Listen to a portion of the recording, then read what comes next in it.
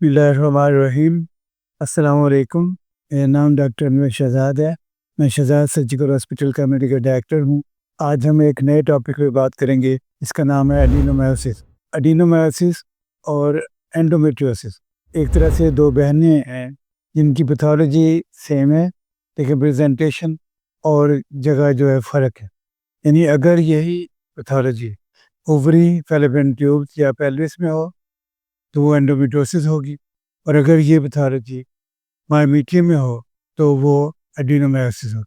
तो एडिनोमायोसिस जो है पेशेंट, इसमें जो ख़ास बातें हैं वो ये हैं कि एडिनोमायोसिस आमतौर पर मल्टीपेरेस में होती है और लेट रिप्रोडक्टिव एज में होती है, जबकि एंडोमेट्रियोसिस जो है वो निस्बतन अर्ली रिप्रोडक्टिव एज में होती है और जो है वो नली पेरेस में ज़्यादा होती है।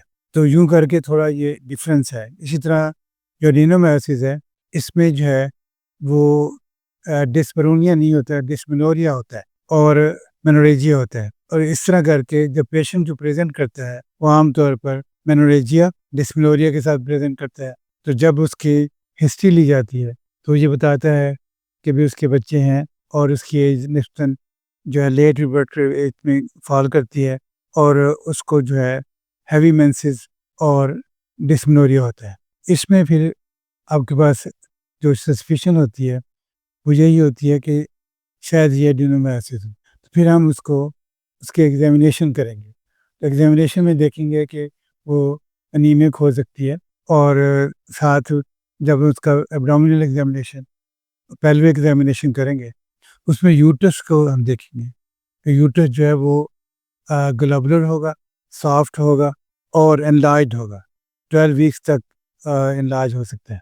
तो इसको हम, अगर हमें कन्फ्यूजन हो कहीं ये फाइब्रॉइड की वजह से तो नहीं है, तो फाइब्रॉइड में यूट्रस जो है वो इरेगुलर होता है, हार्ड होता है, तो इस लिहाज से ये उससे डिफ्रेंशिएट करेगा। अब जब एग्जामिनेशन से आगे हम मजीद अगर देखें तो इन्वेस्टिगेशन पे बात आएगी। इन्वेस्टिगेशन में सीबीसी, उसमें अनीमिया हो सकता है।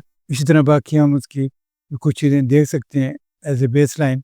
तो फिर हम उसको जो है उसका जब अल्ट्रासाउंड करेंगे, अल्ट्रासाउंड चूँकि निस्बतन सस्ती इन्वेस्टिगेशन है, इस लिहाज से हमें अल्ट्रासाउंड पे ज़्यादा वो डिपेंड करना पड़ जाता है। अल्ट्रासाउंड करेंगे तो उसमें यूट्रस जो है वो एनलार्ज होगा, और मायोमीट्रियम के अंदर जो है ना वो ग्लैंड से मिलेंगे। तो इसमें जो जंक्शन होता है एंडोमेट्रियम का और मायोमीट्रियम का, वो नॉर्मली थिन होता है, लेकिन जब एडिनोमायोसिस होगी तो उसमें वो थिक होगा, 12 तक होते। तो इस तरह ये इससे ज़ाहिर होगा कि ये एडिनोमायोसिस है। और मज़ीद ये कि आपको मायोमीट्रियम के अंदर जो है ना वो ग्लैंड्स और कोई सिस्ट, छोटे छोटे फॉलिकल सिस्ट टाइप मिलेंगे, जो ज़ाहिर करेगी कि भाई ये एडिनोमायोसिस है। अब जो असल बात है वो ये है कि पेशेंट की हिस्ट्री यानी प्रेजेंटेशन इसमें टिपिकल होती है, मेनोरेजिया, डिस्मेनोरिया और लेट रिप्रोडक्टिव एज। इस तरह एग्जामिनेशन में भी ये ग्लोबुलर होगा, राउंड होगा और सॉफ्ट होगा और एनलार्ज होगा। जबकि एंडोमेट्रियोसिस में यूट्रस जो है वो बड़ा नहीं होगा साइज इसका, और उसमें रिट्रोवर्टेड हो सकता है और फ्रोजन पेल्विस होगा। तो गोया कि उसमें यूट्रस फिक्स होगा, जबकि एडिनोमायोसिस में यूट्रस जो है मोबाइल होगा। तो ये डिफरेंस है। इसी तरह जो अगर हम फाइब्रॉइड से देखेंगे, उसमें हम अल्ट्रासाउंड पे हमें वर्ल्स नज़र आते हैं, इन इसकी पिक्चर डिफरेंट होगी होगी इससे, और एग्जामिनेशन पे जो है वो इरेगुलर और हार्ड होगा। अगर हम इन सारी चीज़ों से बाज़-औक़ात अव्वल तो अल्ट्रासाउंड और हिस्ट्री एग्जामिनेशन अल्ट्रासाउंड पे ये काफ़ी डायग्नोसिस जो है वो क्लियर हो जाता है। लेकिन फिर भी अगर हम कोई कन्फ्यूजन हो या कोई मज़ीद एक डॉक्यूमेंटेशन के लिए चाहिए, तो फिर हम उसकी एमआरआई कर सकते हैं। तो एमआरआई पे ये और ज़्यादा वाज़ेह हो जाएगा। अब आते हैं हम ट्रीटमेंट की तरफ। ट्रीटमेंट जो है वो दो तरह से है कि कंजर्वेटिव है, जबकि पेशेंट जो है वो अगर और इश्यूज और बच्चे चाहती है, और उसमें फिर हम एनसेड्स देंगे और साथ ओसीपी दे सकते हैं, और मरीना भी दे सकते हैं, इस्तेमाल कर सकते हैं। उससे भी ये यानी कि इसकी सिम्टम्स एक हद तक कुछ हद तक रिलीव हो जाती है। और अगर इससे बात नहीं बनती तो फिर हिस्टेक्टमी के पे जाना पड़ता है।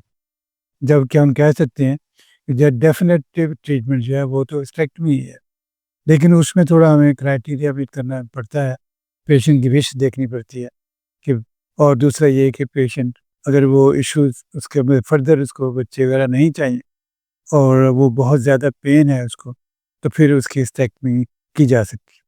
अब जब हिस्टेक्टमी होगी तो अपने डायग्नोसिस कंफर्मेशन के लिए हम जो है उसकी हिस्टोपैथोलॉजी करा सकते हैं। हिस्टोपैथोलॉजी में जो हमारी प्रोविजनल डायग्नोसिस था वो कंफर्म हो जाएगा। तो यूँ करके एडिनोमायोसिस अगरचे देखने में एक छोटा टॉपिक लगता है, लेकिन ये जिन पेशेंट्स को प्रॉब्लम होती है ये वही जानते हैं कि उनको कितनी तकलीफ होती है।